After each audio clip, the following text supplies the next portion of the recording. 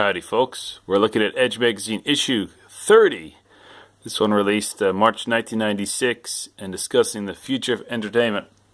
And maybe you recognize some of these faces.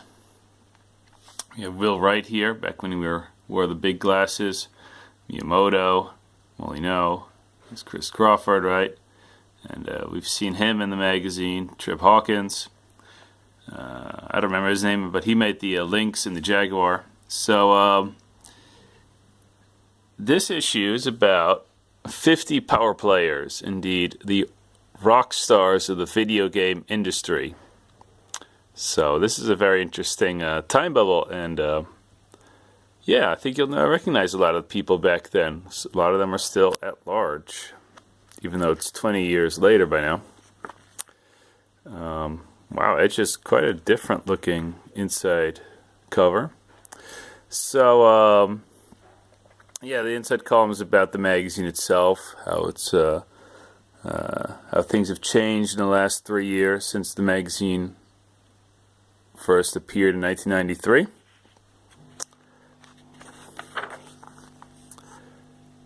So here are the contents. Virtual. Oh no, wait. Yeah, I think it is. I don't know this fellow yet. Jeremy Smith. We'll get to that later. Okay, so the first talk is about how Matsushita was going to work with Sega. Now, I don't know exactly how the panned out. I don't think the company and M2 had anything to do with the Dreamcast. There's talk of a Saturn II in this article, but I don't, as far as I could tell, they had nothing to do with each other. Here's an image of D2, one of the few games that came close to completion for the M2 technology. So, and there's an image of Virtual Kids, yet another version of Virtual Fighter 1, except with big heads now. What was this again? Let's see. This is interesting. It's about how Square was now more interested in working with PlayStation and maybe Saturn than Nintendo. So that would end up leading to Final Fantasy VII. I don't remember what this article was about. Video logic in the 3D zone, Warzone. So there's some articles about sexism in the video game industry. I'm glad Edge debunks the ideas that women want to play certain games more than other men. That's most of it is just stereotyping. Okay, so the Pippin, getting ready to release in Japan, and as you probably don't know this machine, and as far as I know, it had very few games. It lets you play Macintosh games as a console. Well, that's a good idea, right? No, they didn't turn into anything. So talk about the DD drive. And about how it would have less information than the CD. They probably did that so that it would be harder to copy the games, because that was a big problem with the Famicom disk drive. People would just, make games for free for each other. And yeah, again, yet another add-on to a console, which is a flop. Probably the last one. I don't recall any other add-ons being added to consoles like this one since then. It was released in Japan. Yeah, Atari going down the drain, firing another 20 people.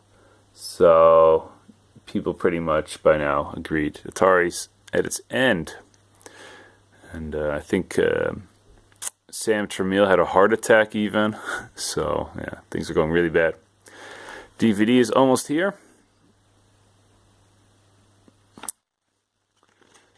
Let's see, this book got a rather negative review, so not interested in that.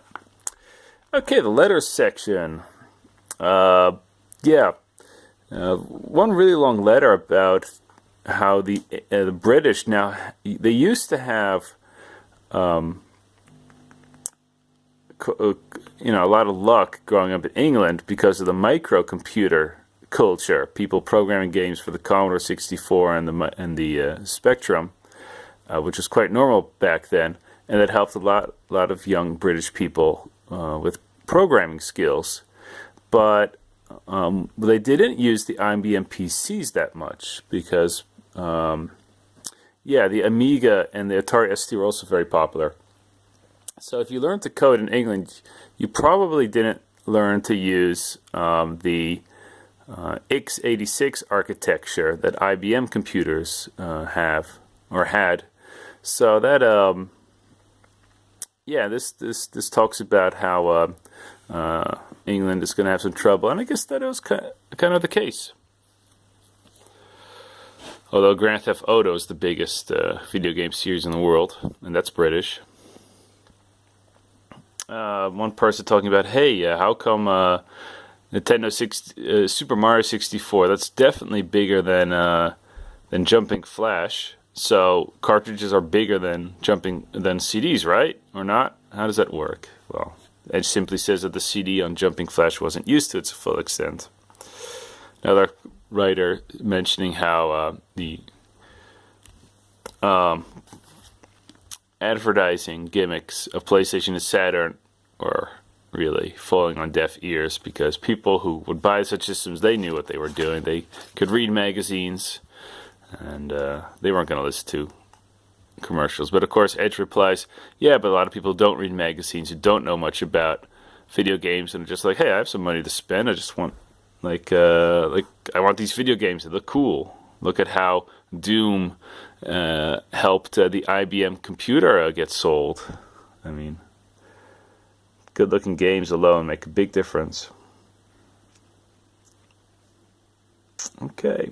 Somebody's saying that new games lack the depth of the old games. Well, that could be the case. Here's an article about a website dedicated to the 3DO. So they say what's on the website, the new releases, the hardware info, press release, annual report, and they say it's a lot of propaganda. Oh, it's the official website. Okay. So yeah, it's way too positive, but still, they mention some unofficial websites. So that's kind of funny, reading about the internet in a magazine. Okay, Eidos at the time wasn't very big. I was surprised to read that. It feels like, of course, it makes sense, because Eidos wasn't a big player until about 2000. But still, I feel like they've always been a big player. And this article is about how they're going to make it big with a new way of compressing video of sorts, which might be handy for sending videos to each other, communicating by that. And it sounded so 90s reading this. And I wonder if they ended up using that for Skype or something, but I don't think so. Hey, Virtual On. This is a really cool fighting game. It's an interview with the maker. And if you don't know the game, it's a 3D arena fighting game. Kind of like Shooter, but with much more emphasis on melee. But you can't shoot at each other. Unfortunately, never got a big culture around it in the West. I'd love to play it again. And especially I'd love to play against other people. But yeah, maybe Overwatch is kind of like that. Although, I like the melee parts. At the time, it had 8 different characters. That was kind of new for 3D fighting games at the time. And talk about why you call it Virtual On. Well, so that it sounds like Virtual Fighter, things like that. And was there another interesting question? Is it like Cyber Sled? No, it's better. The person says. Yeah. And there's Desert War. This looks like a rather generic side-scrolling shooting game.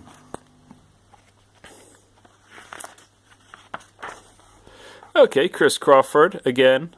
This time talking about how we can interact with others on computers. He first concedes that we don't have the technology for good artificial intelligence, so what we should then do is use other players to be the other characters in our story games. And then he talks about all the problems. Like, first of all, what happens if people drop out? I mean, you can't play the game if somebody isn't being part of it anymore. How do we work with people who work in other time zones or don't have the same amount of time? What about assholes and Nazis? So, what about the size of the group? And should we use free text or have a certain language using symbols in that? The reason for symbols would be that the computer could understand the players better, so that the computers and its possibilities could be better involved. The last part is very interesting. It talks about egalitarianism. And when I played World of Warcraft, one of the things I liked most is that everybody was kind of on equal footing. It was a meritocracy, I would say. So what you did is what you got. And that was really nice. But on the other hand, there's less drama if everybody is on equal footing. And Chris Crawford has a really interesting preview of what would make a game very exciting, is namely that by playing well, you would get karma points, and with the karma points, you would be more interesting people like Scarlett O'Hara or J.R. Ewing. And this kind of reminds me of, the grind for better loot, or Overwatch, the grind for better skins. So, fascinating article. No real answers given, but this is rated in 1996. And on one hand, I thought, hey, Chris, didn't you play MUDs in the past? They had a lot of these same problems, and a lot of work has been done on that. On the other hand, EverQuest wouldn't get big for another 4 years. So, yeah, in that sense, ahead of his time. And I still think MMOs could do a better job of creating interesting stories. Okay, here's a company called Neon. They feature 3 games. As far as I know, only one of them was released, Tunnel B1. And there's a lot of talk about the graphical possibilities. The other game is called Viper. I couldn't find it on the internet. And finally, they have a game called, well, it wasn't released. It's some kind of top-down RPG-like game. They have Vanished Powers. So Neon, they made Tunnel B1, and other than that, they aren't that well known. F1 for the PlayStation 1 was a huge hit. It was very good. Yeah, as good as a racing simulator with arcade elements you could want. And Formula 1 was so popular in the 90s, so a lot of PlayStation owners were like, yeah, Schumacher. Time Commando, another preview here, was a very odd kind of game. It was a bit of a mix of flashback and Prince of Persia-like action with more fighting and more puzzling, made by a French company, and it wasn't a big hit as far as I know, but the reviews were fairly good. I hope there's a review in Edge later so I can learn a bit more about this game. Descent 2, well, more of the same as Descent 1, but it played better, looks better, and yeah, we'll get a review for that probably later. Dark Savior, the top-down action role-playing game for the Saturn, wasn't that good. Not as good as, what's called again, Landstalker. So, kind of a shame there. We'll get a review later. Spycraft. This is an interesting game. You can get it on Steam, apparently. And I haven't played it myself, but apparently you are a spy trying to outwit other spies. Now, the game has a lot of FMV, which is somewhat unfortunate, but the way you interact with characters apparently is very smart, and you have to figure out, who's right and who's wrong. So there'll be a review for this later, but I like the idea, and I might want to actually play it on Steam one day. So back issues, Intel again, taking over the market. Hey, it's Capcom. So at the time, they were only releasing 2D fighting games. They were fantastic, trust me, but there's also a 19XX game, so another shooting game. They talk a lot about how the company had to switch to 3D graphics, which they first did with Resident Evil, which was a huge hit, luckily for Capcom. I love their 2D fighting games. I thought they were fantastic, and but they started making more money with 3D games, and then they stopped doing most of that. So, yeah, Capcom having to change its internal structure, and they kind of ask, what do you think of British developers? And they say, well, British, they're, what does it say exactly? It was rather vague, actually. Yeah, a lot of mold-breaking concepts coming from England, like Populous. And they say the Americans, they have the big companies, they don't go there, they don't try the new things. But Electronic Arts makes fantastic products, they do admit to that. Okay, so power players. Who do we have? Miyamoto, Sid Meier, Dave Perry. So these are all these little profiles of who's who, of who's important in the gaming world. Of course, old people like Eugene Jarvis also shown. I mean, we have Pajitnov, the guy who made Tetris, is also featured, even though, oh, he did make some 2D puzzle games in the mid-90s, so I guess he's still part of the industry. But some people here simply aren't part of it anymore. And some of them, I don't know, like Tom Kalinske, apparently the president of Sega of America. Well, you know, this is what this is handy for. Interestingly, they also have the Minister of Finance for Japan, because Japan was such an important economy, and the video games were such important for their economy. So Howard Lincoln, Chris Crawford is featured quite largely. Nolan Bushnell, I don't think he really worked on anything anymore by then, but he's featured.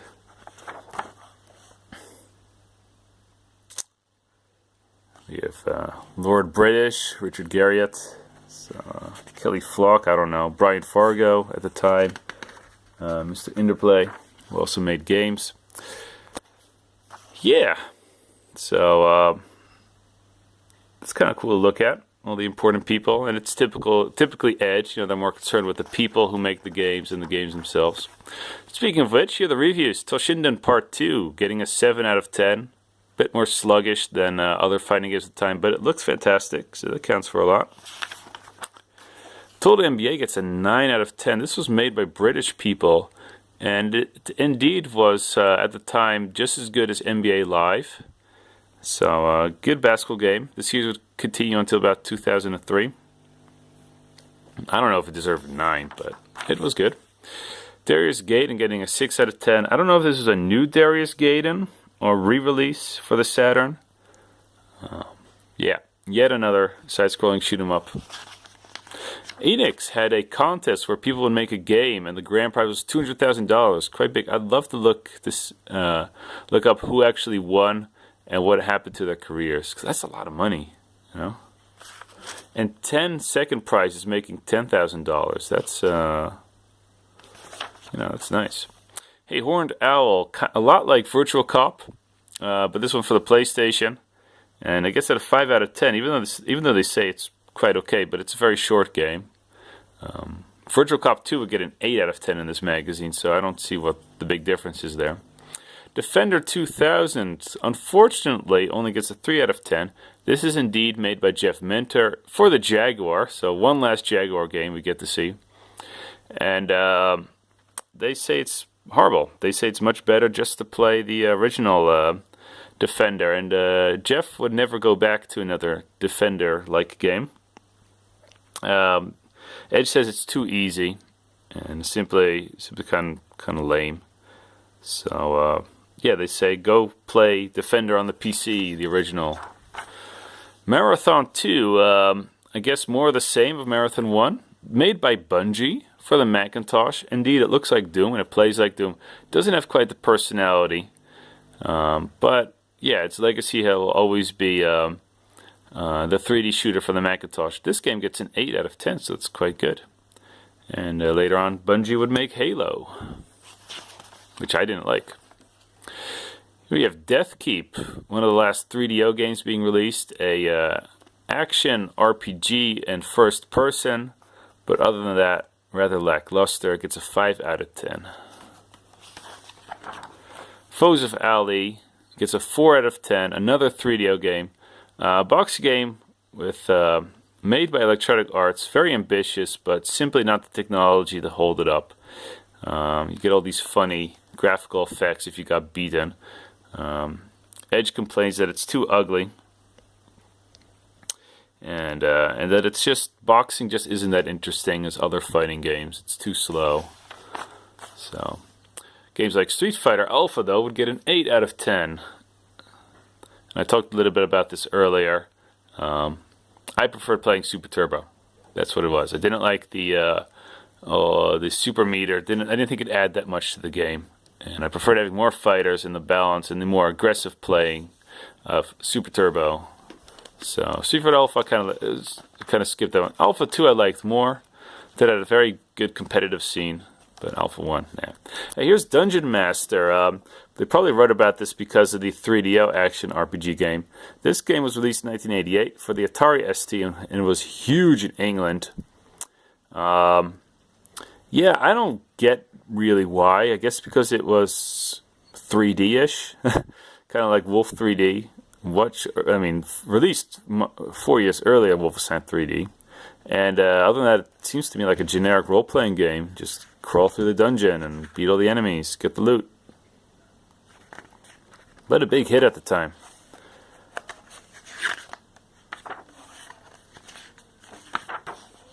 So we are almost done. Iguana would be big soon enough with Turok. Codemasters. See some companies making big games later on and some others now because Eurocom doesn't ring a bell. Not everybody was a success.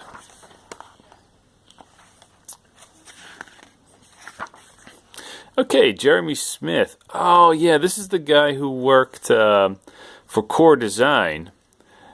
And at the time, he talks about Thunderblade. No, Warhawk 2 for the PlayStation that was selling really well, an action helicopter shooting game for the PlayStation 1. I think maybe, or was it for the Saturn? I don't recall. I should look that up. And because he's very positive about the Saturn, I'm suddenly thinking maybe it was for the Saturn. He talks about how the 32X was actually pretty good. This fellow made 3 quality shooting games for the Mega CD, so he knows his hardware. And he talks about Tomb Raider briefly, saying how he kind of misses how in England you could make some pretty weird games back in the day, but nowadays you have to stick to where the money's at. And he's saying how Tomb Raider will be a very safe thing to invest in because it's a 3D action game. So that's why he's looking forward to that. He talks about how he didn't like Chuck Rock because it was such a bland game. And he's right, even though he made it. I also talk about the 3DO being dead, but the M2 looking promising. But they haven't been able to touch it yet. They haven't touched Nintendo 64 either, so they don't know what it's going to be. They know it's going to be big as a toy. But, yeah, I don't think they made any games for Nintendo 64 Core. Tomb Raider was a humongous hit, of course. Some more advertisements. And the Q&A. Let's see. Was there anything? I did read these, actually, but I don't recall anything. No. I can't. I see questions here, but I don't feel like speaking them out loud because they're the usual things like, yeah, what other games apart from Virtua Fighter 2 and Virtual Cop are going to use the SGL? Well, the Sega Graphics Library, blah, blah, blah, blah, blah. So, yeah, we'll leave it at that.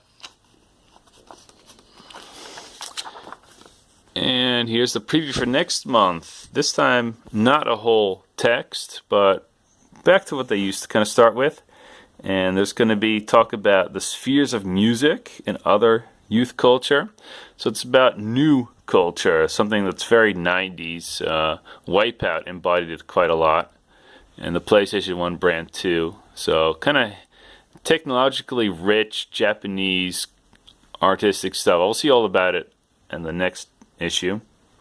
And let's see, Grand Prix 2 is going to be released, made by one person, this Geoff Crammon apparently. So he made the Sentinel and Sentinel Returns, but also fantastic Grand Prix games. And Edge is here with their logo in the wall. Okay, we finished issue 30. Here's some more pictures of the stars of the industry. If you look closely, you'll see most of them repeated multiple times. March 1996. Yeah, we're heading into Nintendo 64 territory, and the PlayStation finally getting some really good games. So we'll look at those next time. See you then.